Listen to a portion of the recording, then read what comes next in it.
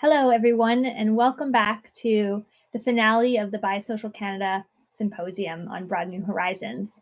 I hope you've been enjoying hearing me MC and speak today, as I'm going to be the one bringing up this fantastic event with a celebration. And so when we first developed and thought about the Social Procurement Champion Awards, we really wanted to recognize the leadership that's happening in the sector, because there's no final destination on a social procurement journey.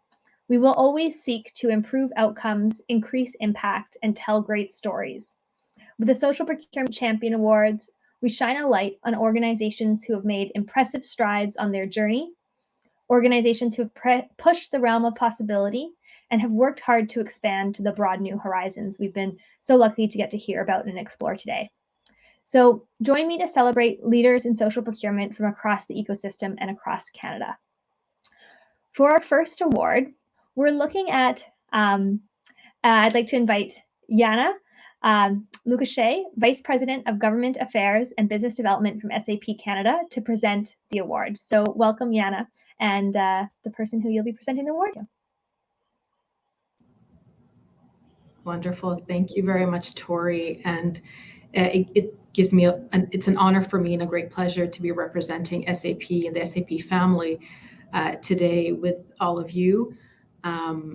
SAP takes social procurement and social policy to heart.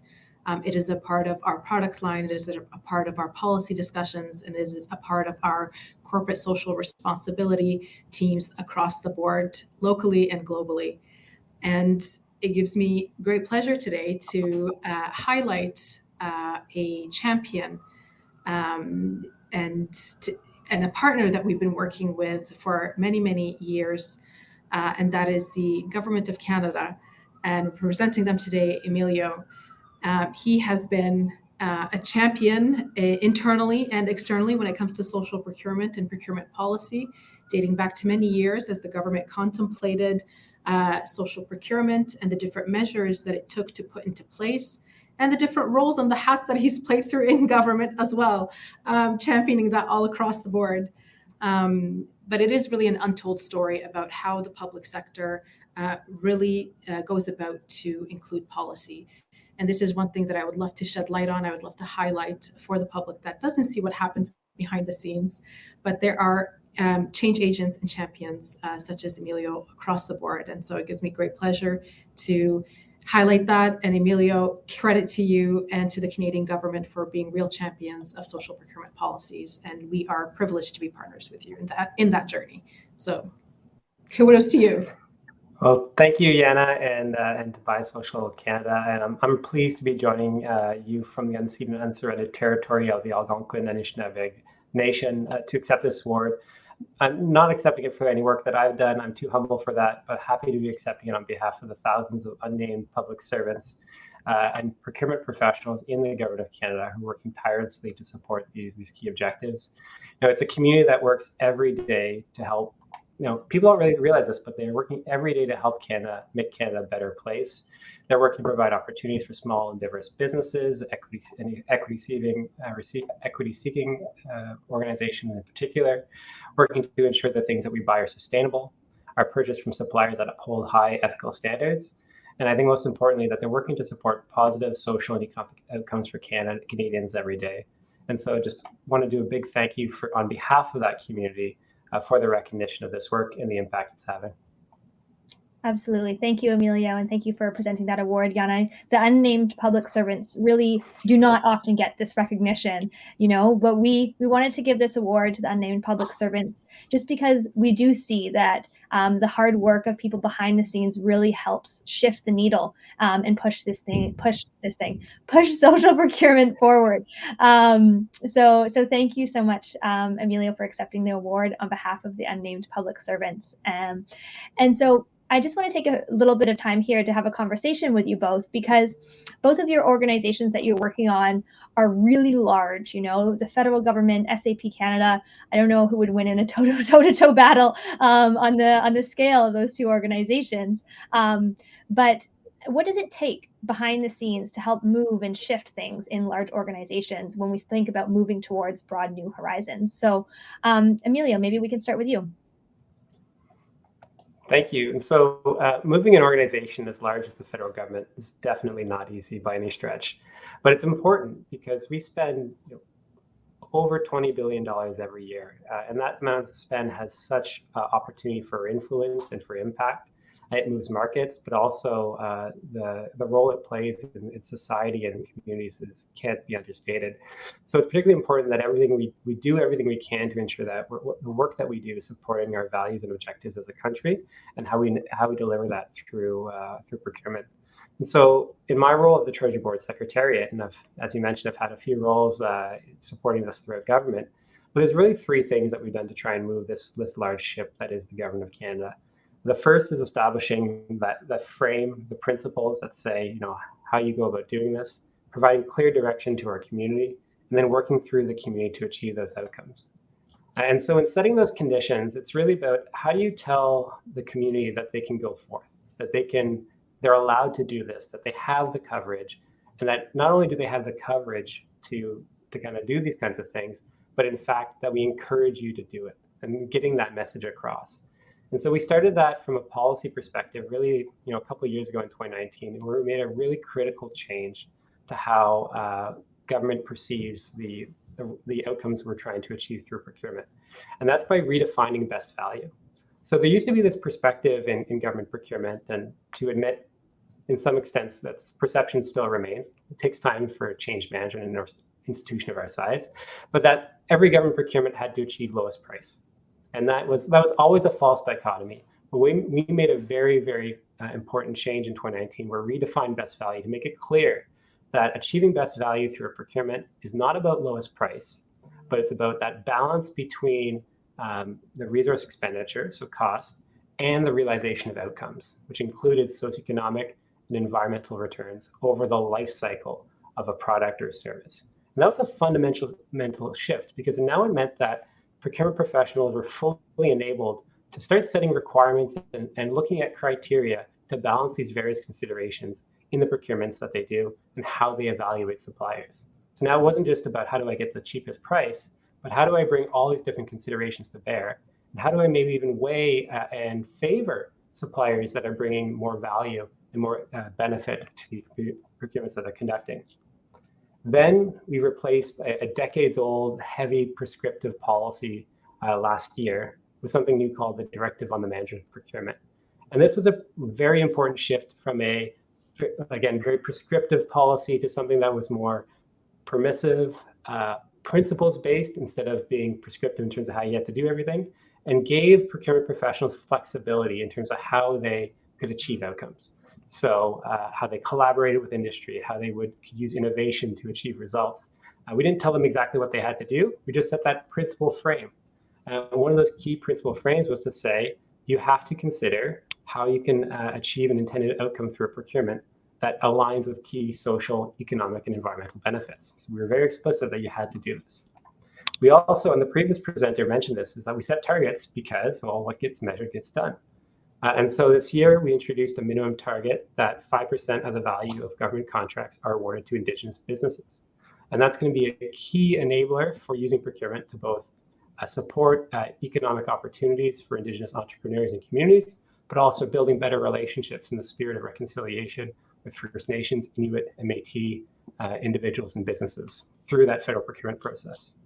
We also have things like a code of conduct and green government strategies that we integrate. But it's not just about the policy, because I can speak about policy all day, but it's about how you embed this into your organization's culture at the end. So how do you deliver through your professionals? And I want to speak to that a little bit, because that's who I'm representing today.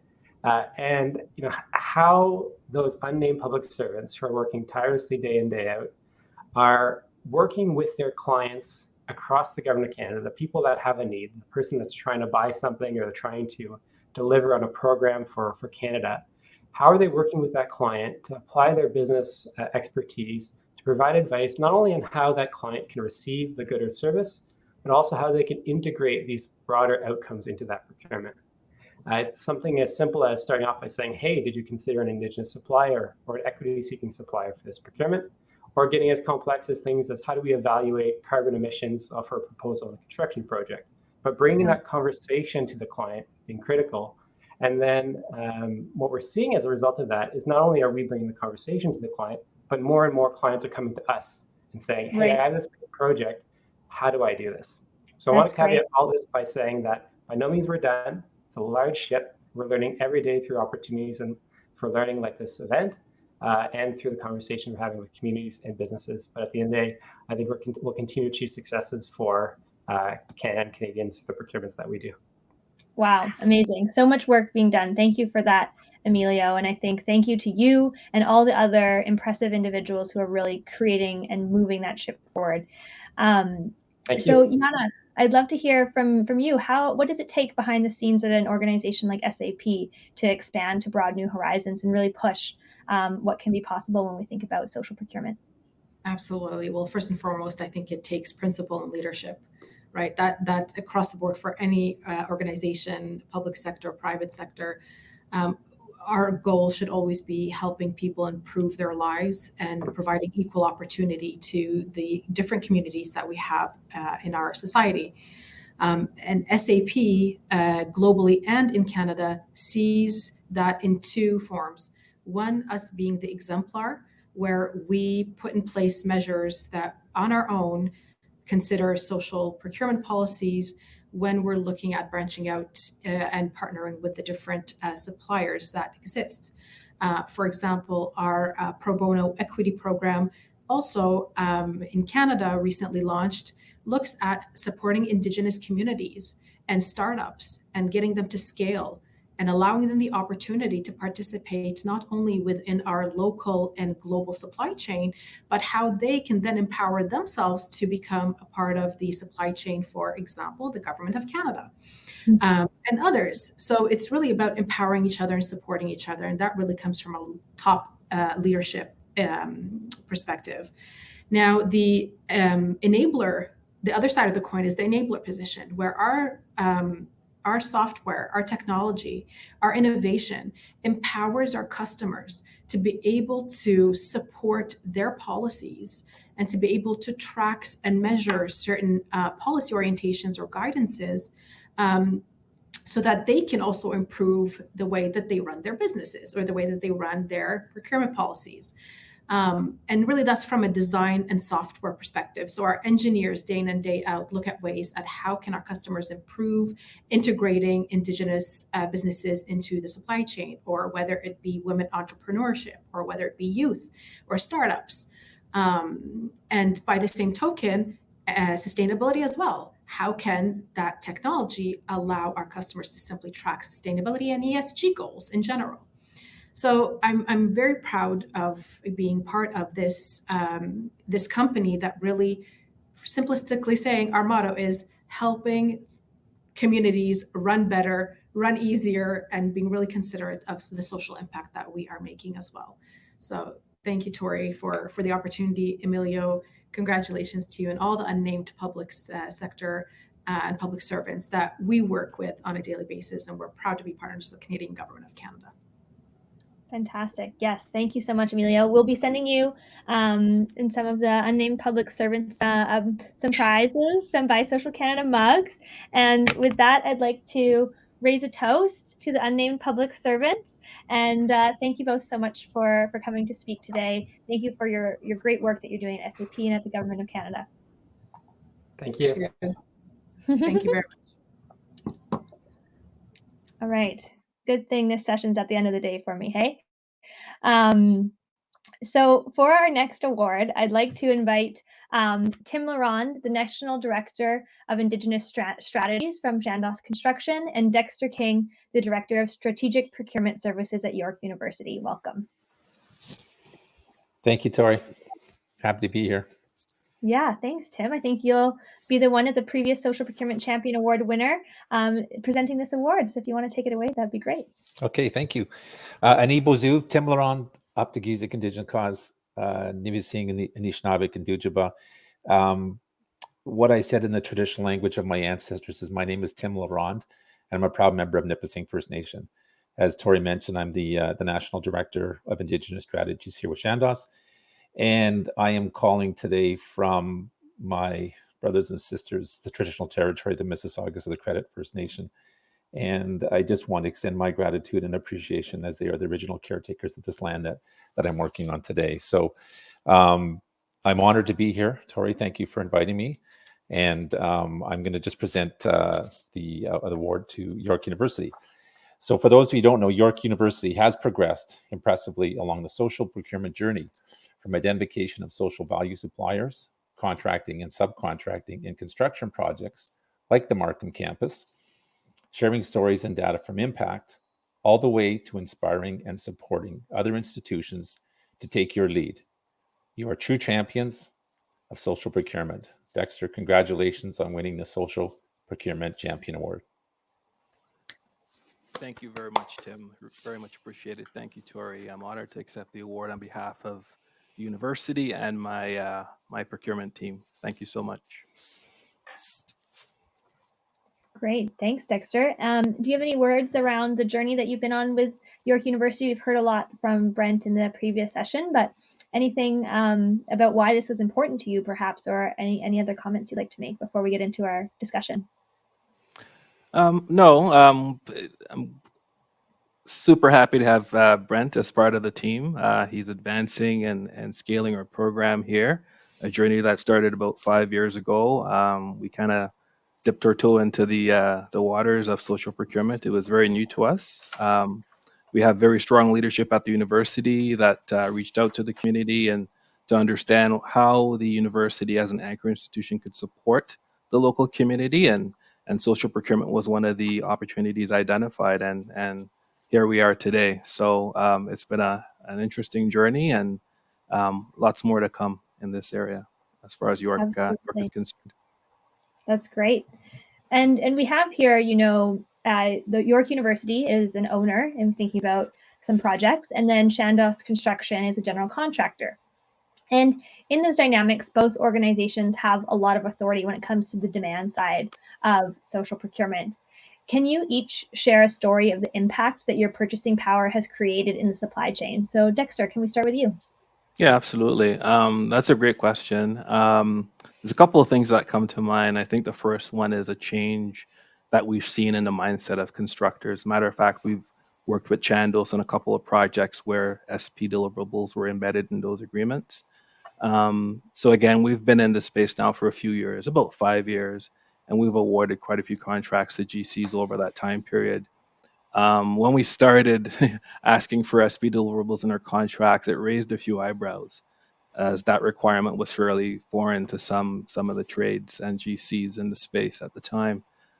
Fast forward to today, we recently held a site meeting, for example, where it was a fairly substantial capital construction project.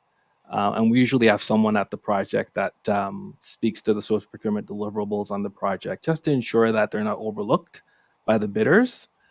We take questions, basic site meeting. What's interesting though, on this particular opportunity, every single bidder who showed up to the site meeting had successfully completed a project with social procurement deliverables in those contracts. This really speaks to the change one organization can have, I think, if we commit to it like York has over the years. 2 years ago, it was hard to imagine such a scenario would even happen. We've noticed a change in the approach from our GCs towards social procurement. There's less pushback today on the subject. Before, they used to push back quite a bit. Now we spend a lot of time, just talking about how to best incorporate and exceed the deliverables, as we do talking about the actual concept of social procurement. So I feel like if we've come this far in such a short period of time, because 5 years isn't a long time, it makes me really excited for what's to come in the future years ahead at York University. Awesome. Yeah, I think that it's going to be really exciting to revisit this conversation in 5 years and see where are we at, how do we continue to iterate and push the envelope. Absolutely. For sure. Amazing. And Tim, what about you? Can you share a story of the impact that your purchasing power has created in the supply chain? Yeah, I can, Tori. It's the thing that I really admire about Chandos, which I joined a couple of years ago, is being the largest B Corp contractor in North America. It's embedded in our DNA in terms of working with social impact organizations. and that's driven right from the top down, right from our board of directors to the leadership and so on. It's just a mindset. At Chandos, we believe that there's untapped resources of talent everywhere. And that includes labor and also businesses and organizations that we can support to do that. I'm going to add a couple of links in the chat that give you a couple examples of some really good stories. But, we've always been dedicating to finding it. We have a purpose. We're a purpose-driven organization. We exist to build a better world. And we really hope that every business can and should make the world a better place. We acknowledge that as a community member, we have a significant role to play in our community. So it drives us to create opportunities for everyone. The first link I'm going to share you with is our most recent story. Is with a young man named Darren Mulcahy, and he's from Edmonton. And he had a learning disability, but he went through a program called the Transition Support Program through L.Y. Kane School in Edmonton. And they provided opportunities for youth like Darren. Basically, it allowed him, the organizations teach some life skills for youth and students with learning challenges. And when you have organizations that support individuals in those areas or business in those areas, we welcome that at Chandos, because that's the type of organizations and that's the type of people that we're looking for. Here, I'll put that in a second. But I think the other one that comes to mind, and there's so many different organizations through our 7 districts across Canada, but Vancouver in your area, Tori, we're proud to work with Ember Staffing Solutions to help people facing barriers to find employment and keep meaningful jobs. And that there'll be a little bit of story about Embers in the second link I share with you. But we've partnered with groups like Women Building Futures in Edmonton and helping hundreds of people, on their journey to full-time employment. Our president, Tim Coldwell, who's also an Indigenous member, and he's a Mohawk from the Mohawks of the Bay of Quinte. He's been quoted saying, why shouldn't we hire through social enterprises and change the life at the same time? Mm-hmm. So it's about, we recognize, and it was interesting having the government on just before me, because I think a lot of people today expect the government to solve a lot of the world's social problems right now. But I think it's important that businesses take a part in that role as well. And at Chandos, we like to be a leader in that area. So. Absolutely. And I think it's interesting too, when you talk about, what's the role of business in this conversation, because as, an owner and a general contractor, you have experience as being on the supply side to York University. And so not only are you as a business creating impact in your supply chain, but it's also good business being able to talk about the supply chain impacts that you're creating through social procurement. Do you have anything to add on that, Tim? Yeah, it's in my particular role is working with. I could share an example from the Indigenous side, and we've always worked with social impact organizations or equity-seeking groups, and Indigenous unfortunately falls in that category. This is a group that's never been given a fair opportunity or a fair shake, and when we get to work on projects with First Nation communities or projects that are adjacent to First Nation communities, what we try to do is we engage the communities that is in the traditional territory. And we have a great example of in Big Stone Cree Nation, which is about 4 hours north of Edmonton, next to a little town called Wabasca. And we're building their high school.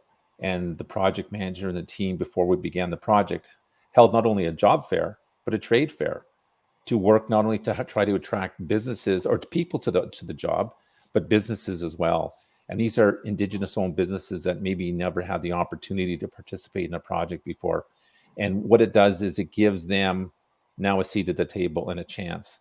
And it just warmed my heart, because when I heard about the response and how many people came out, we had over 75 names and businesses together collectively that were lined up, willing to participate in this project. And then what that does at the end, that creates wealth for that community, that creates opportunity. And for some young person, and Indigenous youth are the fastest growing demographic. And we're talking about an industry that's facing a labor challenge right now. So when you put those two elements together, I think that's a great opportunity for us to kind of reach out to the Indigenous communities and say, listen, we have opportunity. We have you considered a career in trades or construction. We need carpenters and plumbers and electricians and so on to support this industry. So that's just one example that's close to my heart because I look after the Indigenous side, but I know there's many more with some of the other groups I mentioned. And I will put the second link, and people, if they want to take a look at this YouTube video, it gives everyone listening here a great opportunity to learn a little bit more about Chandos does and our purpose, which is to build a better world. I think you really, in that story, really kind of showcase why, doing good for the community is also doing good for your business, because, you do face that labor shortage. So how do we start to tackle this? Dexter, maybe I'll pass that question to you. What does it mean for York University if, embedding social value is just all about the way that you do business? What does that look like?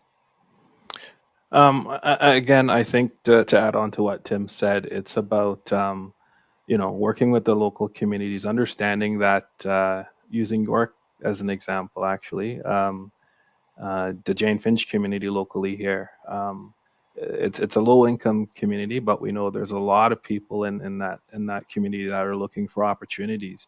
We understand that there's a significant shortage of labor in the trades, professional trades, and so we're working with local partners to direct and to get kids and other adults into the trades by having those conversations, those meaningful conversations with the local community in concert with those partners that can open those doors and pathways. So the folks in that community can actually have meaningful profession and earn a decent living wage, above living wage, actually. Absolutely. Well, we speak to this example, but it's great to hear it both from your mouths about how diversifying where you're looking for when it comes to employment opportunities, labor pools, subcontractors, purchasing businesses, really expanding that from your normal who you do business with, expanding that to broad new horizons that we've been talking about all day is really going to create the impact and change in our communities and economies that I think we're all collectively working towards here. So congratulations to York University on this award. We really applaud the work that you're doing, and we have a special prize for you. There's a Bi-Social Canada Certified Social Enterprise in Toronto called Smashing Good Pinatas, and they employ adults with developmental disabilities who make handmade custom pinatas. And so this supports the artists to overcome workplace barriers and enhances their confidence, social connections, and workplace skills. And I don't have one with me. I'm sure someone might share the chat, but they're beautiful works of art. So hopefully you could have an in-person staff event someday soon, Dexter, and smash that pinata to celebrate. So cheers and congratulations. Thank you. Thank you very much. Thanks both. Have a great day, and we'll speak soon, I'm sure. Thanks, Tori, for all the good work. Fantastic. Okay. Wow. The day is quickly flying by.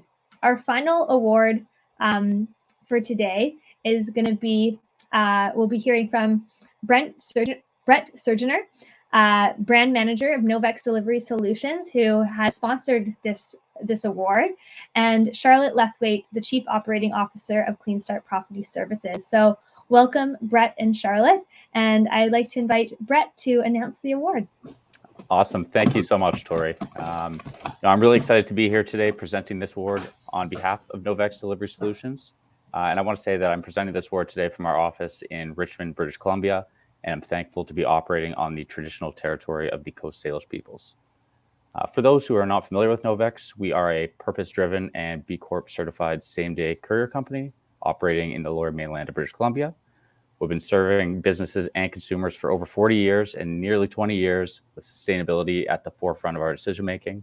And that's largely due to our transition from gas-powered to electric and hybrid vehicles. And just this year, we announced that by 2030, we will become a fully zero-emission company, which is a huge step for our company. And I'll speak to a little bit of that later. But this particular award recognizes BC-based social enterprises who demonstrate social and environmental excellence throughout their supply chain. So without further ado, I'm thrilled to present the Novex Social Procurement Champion Award to Clean Start Property Services for their work diverting waste from landfills and working with community partners to shape a greener future. Congratulations, Clean Start. Yay, thanks, Brett. Thank you so much, Brett and Novex, for recognizing Clean Start Property Services efforts in becoming more environmentally responsible. For those of you that don't know about us, we are a Vancouver-based social enterprise that provides supportive employment and professional services such as junk removal, cleaning, and pest control. Some of you might think that junk removal is not traditionally seen as an environmentally friendly sector, but we've worked pretty hard with staff and some community partners to change some of our operations and systems to be more environmentally friendly. I'd like to thank our staff particularly for collaborating with us, particularly with management, because without them, we wouldn't have been able to implement some real changes in our systems. And through their suggestions and through Climate Smart and the Recycling Council of British Columbia, we were able to make real tangible changes, which was really great to see this last year. Awesome. That's fantastic. And I think our conversation here is going to be a really interesting one because it's something that I've talked about in our work was we use the term social procurement, but oftentimes some people use the term sustainable procurement. And there has been some people prefer that, think of that meaning just environmental impact in purchasing. But I think there's a growing awareness that sustainability includes social and the environment, and people are part of nature. They are nothing like climate change to really show us that we are completely a part of the environment around us, and that both social and the environmental considerations and impacts have to be considered and have to be looked at hand in hand. So Charlotte, we can start with you and we'll follow up with Brett. How is your organization changing the narrative and taking action to support our communities and support the planet? Well, we're a community-based organization. We're based out of Vancouver's downtown east side. So our first thought when looking to become more environmentally friendly was just looking at our own community and figuring out what the needs were and if we could support them in any way that would also help with our environmental impact. So donations was the first thing that came to mind. We go into many residences and remove lots of usable items. So we put out a call to our community partners, whether they be women's shelters or housing providers, if they needed anything. And we made it kind of into a scavenger hunt for our staff. So we provided them with, gift cards if they could find certain specific items. We did challenges, how many bags of women's clothing each crew could donate in a week to the local women's shelter. They were the ones that actually came to us and asked if we could find a partner to donate medical equipment to, because they were coming across a lot of wheelchairs and usable walkers and shower supports. And we partnered with Indigenous Innovations, which is a health provider to the Indigenous community in the downtown east side.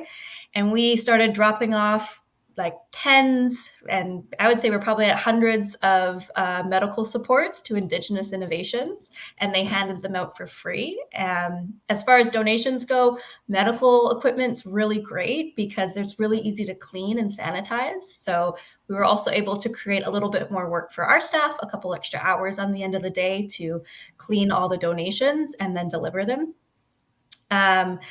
So yeah, that's really the main part of what we did. There's a far more unglamorous stuff. Like we installed GPSs so that we can optimize routes. We use all EPRA certified cleaning supplies. But the real fun that we had with becoming more environmentally friendly is when we started involving our staff and our community in what they thought could have the most effect. I think that's a great illustration too of, community-centered solutions, not thinking, top down, we're going to decide what the answers are, but really looking at the assets in the community, looking at the level of expertise that community members have around what can be possible and just asking that question and then putting it into place. I love that program. That's awesome. Yeah, I have a great example. The Aboriginal Front Door Society reached out to us if we could find a leaf blower of all things. And it's such a very specific item that they couldn't afford and wasn't in their budget. And so we had the most hilarious time. The crews were getting very competitive. Who could find a working leaf blower in one of their jobs? And we did, and we delivered it. And now the Aboriginal Front Door Society have no leaves in front of their their building. So That's great. And yeah, I like the idea of bringing fun and play into it, right? Like, let's make this enjoyable. And that doesn't always have to feel like guilt and shame and extra work. So awesome. Brett, what about you? What is Novex doing to change the narrative and take action to support our communities and support the planet? Yeah, so I mean, I think for the transportation industry, it's always been seen as a dirty industry, a polluter, and for many years, that was the case with Novex. But in 2004, we decided, why continue business as usual? With the advancements in technology, we rolled out our first 20 hybrid vehicles, and we just really never looked back. Like there was a study that was shown from Health Canada that about 15,000 Canadians die prematurely a year from air pollution, and a lot of that is from these gas-powered vehicles. So at that time, in 2007, we announced that by 2020 we would reduce our emissions by 33%. Well, fast forward that time, we actually reduced it by 59%, and then obviously have now set the goal of by 2030 becoming a fully zero emission company. It could be easy for a company to just go ahead and buy a bunch of electric vehicles, but that's not our model. Our model is owner operator. So, we have a very diverse workforce, and it's up to them to make the purchase of the vehicle, to maintain their vehicle. But we're there to help them. We want them to move to these cleaner vehicles. We are able to attract a lot of great people who care for the environment. So they come to us already with these clean vehicles, but we help them with monthly subsidies, educational information, assistance when it comes to new purchases. And with our Christmas party coming up, I believe we've got several drivers who have been with us for over 30 years now. So it's crazy, but it's really says a lot about how we've been able to work very closely with our team, and they're very dedicated. But obviously, you can't make all this great progress just on your own. You're going to require great partners to achieve the end goal. And that's where what we say is collaboration is the new competition. So making sure that you're partnering with the right people to help fill in those gaps. We don't have a ton of suppliers per se, but whether big or small, there's always some sort of a role that you can play. And it's about making that conscious effort to align with those people and those organizations who have the same desire to do good for people and the planet. And it really holds us accountable, and it holds our suppliers accountable. So I know that was something that really stood out for us when we selected Clean Start for this award. Amazing. And I think you're really speaking to how, being focused on people in your company and having staff that sticks around for that long means that you helps with your business success, but also helps build, support for your environmental initiatives too. Again, everything being interconnected, from the economy to the people, the environment, and to the culture of your organization. Yeah, the way that you do something is the way that you do everything. That's, kind of the mindset that we have here. So. I love that. I think we should think about that for social procurement. Yeah, go ahead, Charlotte.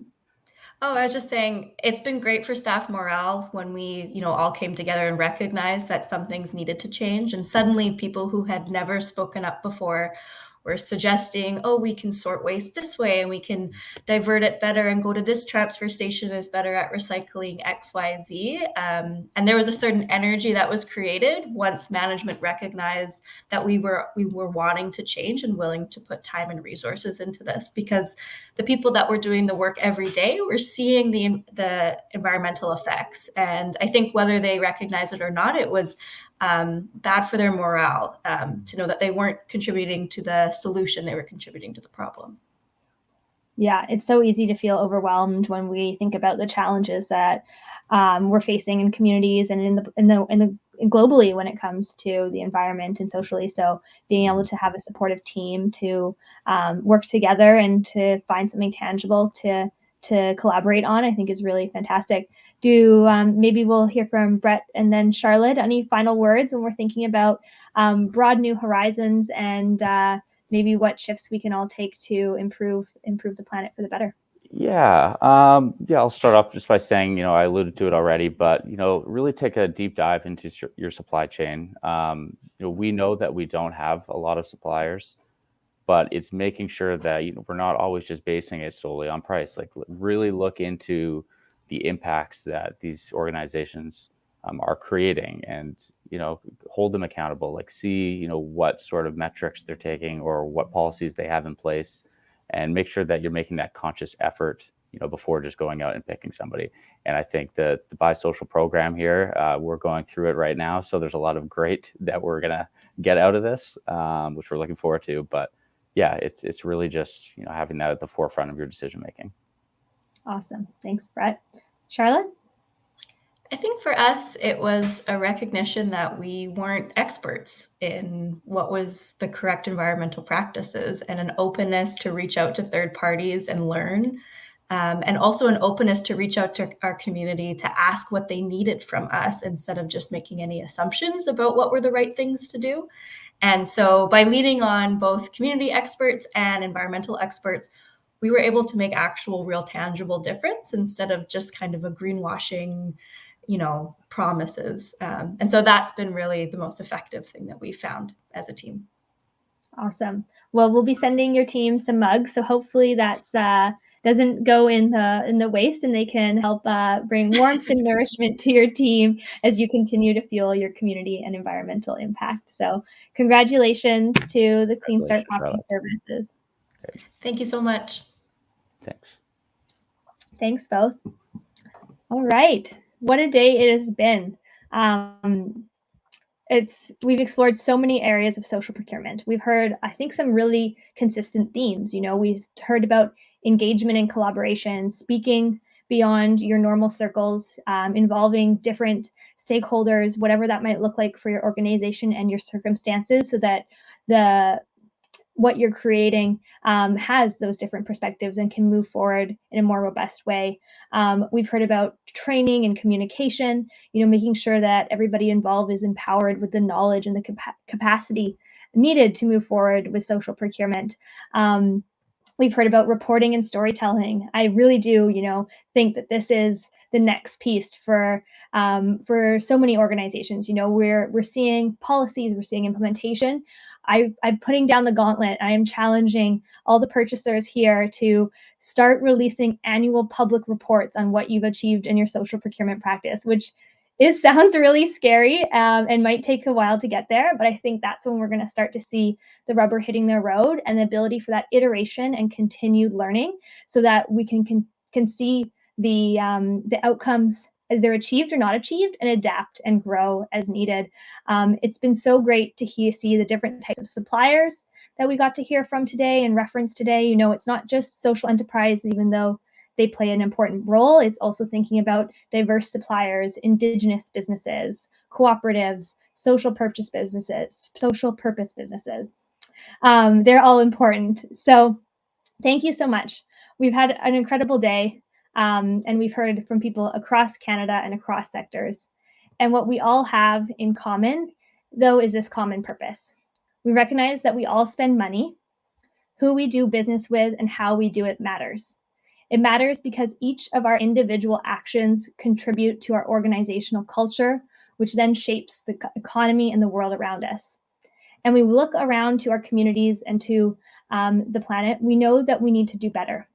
So social procurement and social enterprise, I hope, can be tangible tools for us all to take forward to that better future. The Bi-Social Canada Symposium wouldn't be possible without our sponsors, SAP, Chandos Construction, and Novex Delivery Solutions. This platform has been a great space that Chandos has really helped us bring the conversations together today for. And we'll leave the platform open. So if you want to carry on talking and using it, I have a feeling we'll all be running back to our emails or to see our children after this. But if you want to, please know that we'll leave the platform open for another hour or so for you to do so. I'd like to say thank you to Melissa Manywounds and Connect 7 for your event management expertise, for being willing to take on this new platform that allowed us to connect more deeply, and for seeing the importance of social procurement in events. I'd like to say thank you to the Bi-Social Canada team for moderating and for bringing passion and drive to work every day. David, Neve, Sarah, and Risa. Our executive director, Liz, who you may have noticed was missing today, is doing 3 separate speaking engagements today, which is why she sadly wasn't able to join us and why you got to hear from me so much. If you haven't had a chance to work with these people, you're missing out. Thank you so much to our communications manager, Emma Renertz, who led this entire event in the back end, all while purchasing her first home. So congratulations, Emma. And most importantly, thank you to you, the participants in the audience. Sometimes it feels like I spend my days staring at an LED screen, speaking into the void, and today didn't feel like that for the most part. Thank you for bringing your curiosity and for connecting with each other. I hope you have gained knowledge and inspiration to take you forward on your social procurement journey. Thank you for joining us today to explore these diverse, inspiring, and action-focused, broad new horizons for social procurement.